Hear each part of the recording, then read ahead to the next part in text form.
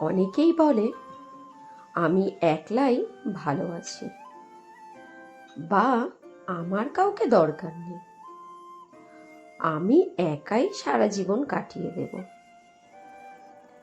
স্বাধীনতা ভালো লাগে, নিজের মতো বাঁচতে চাওয়াটা অন্যায় কিছু নয়। কিন্তু জানো কি, এই কথাগুলো যতটা আত্মবিশ্বাসের মতো শোনায়, বাস্তবে ঠিক ততটাই কঠিন। জীবনের শুরুতে হয়তো মনে হবে আমার সবকিছুই নিজের নিয়ন্ত্রণে, কাউকে দরকার নেই।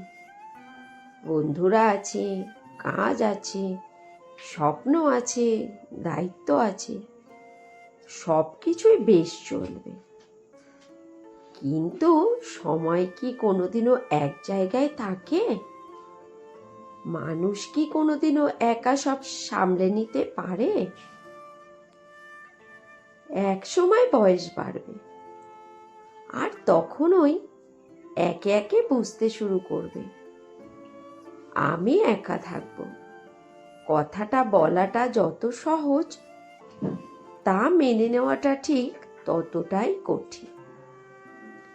বয়স যখন 40-এর কোঠায় আসবে, তখন থেকেই শরীর মনের ওপর সময়ের চাপ স্পষ্ট হতে থাকবে। একটা একটা করে সবকিছু বদলে যাবে, আর তুমি চাইলেও কিচ্ছু ধরে রাখতে পারবে না।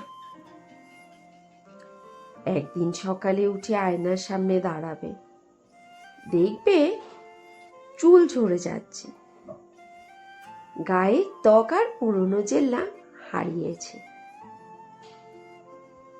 মুখের তাজা উজ্জ্বলতাটা ফিকে হয়ে গেছে। হয়তো হাসবে আগের মতোই, কিন্তু সেই হাসির পেছনে ক্লান্তির রেখা ফুটে উঠবে স্পষ্ট। তারপর দেখবে কাছের মানুষদের একে একে হারিয়ে ফেলছ। বাবা মা কি সারা জীবন তোমার পাশে থাকবেন? তারা তোমাকে যত্নে রেখেছেন, ভালোবেসেছেন, কিন্তু একদিন এই পৃথিবী ছেড়ে চলে যাবে। তখন তুমি একলা হয়ে যাবে। বন্ধুরা, তারা কি থাকবে? তারা নিজেদের সংসার, সন্তান আর কাজের ব্যস্ততায় ডুবে যাবে। হয়তো তাদের সময় থাকবে না তোমার একাকিত্ব বোঝার, তোমার পাশে এসে বসা। পাড়া প্রতিবেশী, আত্মীয় স্বজন, তারা হয়তো মাঝে মাঝে খোঁজ নেবে, কিন্তু দুঃসময়ে কি সত্যি কেউ পাশে থাকবে? মনকে প্রশ্ন করো। একদিন যখন অসুস্থ হবে, যখন বিছানায় পড়ে থাকবে, শরীর উঠতে চাইবে না, হাত পা চলতে চাইবে না, তখন কারো দরকার হবে না? তখন কি একলা হাতে সব সামলাতে পারবে?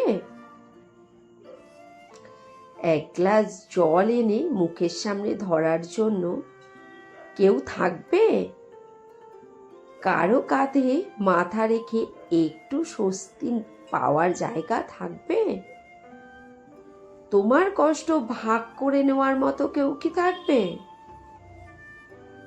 এই কঠিন সত্যিটা এড়িয়ে যাওয়া যায়, কিন্তু এড়ানো কি সত্যিই যায়? একটা সময় আসবে যখন বুঝতে পারবে একলা হাতে কেউ জীবন পার করতে পারে না। তোমার জীবনের শেষ বয়সে তোমার সমস্ত শারীরিক ও মানসিক দুর্বলতার সময় তোমার পাশে যদি কেউ থাকে, তবে সে হবে তোমার জীবন সঙ্গী। এই মানুষটাই তোমার খাবারের সময় মনে করিয়ে দেবে, অসুস্থ হলে সেবা করবে, মাথায় হাত বুলিয়ে বলবে ভয় পেও না, আমি আছি। এই মানুষটাই তোমার মানসিক কষ্টের ভাগীদার হবে, তোমার হতাশা বোঝার চেষ্টা করবে, তোমার নিঃসঙ্গতার শেষ আশ্রয় হবে। তোমারও শত বিপদেও, শারীরিক কষ্টেও তুমি যদি কাউকে নিঃস্বার্থভাবে পাশে পাও, সে হবে তোমার স্বামী বা স্ত্রী।